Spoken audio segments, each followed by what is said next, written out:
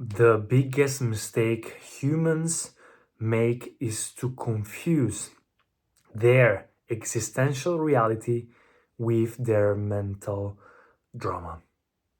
This channel is just about pouring out whatever I learned through experience on my inner journey. It's a kind of a diary that I put since I started my inner growth, my inner journey, my daily yoga, my daily meditations since I was younger.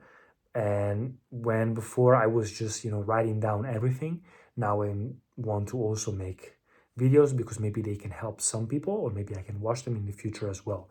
So without making it too long, I want you to understand that I came to this kind of small realization that whenever you start losing the grip a little bit on your possessions, on your accumulations, on everything, you realize that you are actually taking life way too seriously, way more serious than it actually is. Not that life is not serious, but that in your mental structure, in your conditioning, in your past, in your future, you're making it way more dramatic than it is. We're just here for a few moments. Life is so ephemeral, and we are we must be honored that we are alive. Nobody owns all that we are alive, so it's just a gift. It's just you say, yeah, but what's the point of life then? uh, do you actually ask what's the point of a gift? It's a gift. You enjoy it. You can experience now. You are conscious with this body. You can experience while you're here. So don't question it. Just go and experience. Make this experience as intense and as profound as possible. And this is actually the best way. You start, uh, you know, feeling so much better once you realize that life is so simple, but you are making it in your mind very complicated and very hard. And that 99% of your problems are not right now and here and existential and real. They are here. They are in your past. They are in your future. What you call problems in the future, fear of future, is anxiety. What you call fear of the past, or keeping you stuck in those loops, is just conditioning from the past or being in the past. So once you start taking some space between you and your mind, which is the one thing that actually brings you to the past and future, you stop believing every single thought that you have in your head. So the problem is that little voice that you have in your head, you identify with that. You think that voice is you. 90% of the people is like that.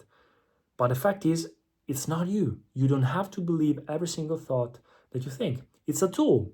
The mind is a tool. It's a powerful tool. You can use it with so many things, and it's incredible. It's not a matter of being at war with the mind. No, the point is using your mind without being used by it. It's such a sophisticated and powerful tool that we are getting enslaved by it. It's like having a super cool knife, but not being able to handle it, and so you hurt yourself. And that's why 90% of the people out there actually doesn't feel good. And we have mental health pandemics, and we have mental health problems, and we're not in the best situation as the world. We are as comfortable and as rich as possible, at least in the first world, but we are not feeling that good. And that's because of our minds. We have many things, and so right now we are focusing more, not just on survival, but on our minds more, and that's the problem. So the next step is to become more conscious about your accumulations, to start using your mind instead of by getting used by it.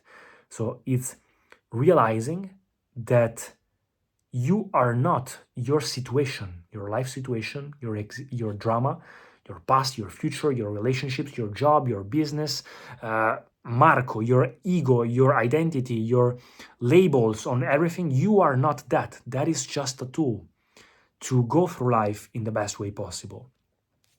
You are beyond that. You are that existential presence, that eternal witness that is there and has always been there, even beyond your physical self, and that will also be there beyond your physical self. You don't have to believe it, you just have to live it while being present. If you stop your mind, you are there. If you, for a while, you're into the flow, you, at least once in your lifetime, you've experienced being in the flow, which means being present, just being in life instead of being in your mind, while playing, while doing sports, while reading something, and that's being totally present, using your mind, not being controlled or identified with your mind. It requires a bit of practice, which is why the meditations and spiritual practices are there.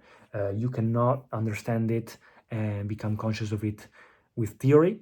It's like going to the gym and reading all the fitness books and wanting to be fit. No, you still have to practice. They can help, but you still need the practice to become natural at it, to be naturally more aware. Yeah, so that's the main problem. The main problem is just that you confused your life with your life situation. You confuse yourself with what you gathered.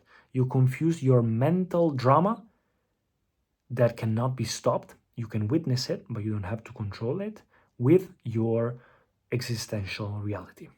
That's the main problem. Thanks, guys, for watching.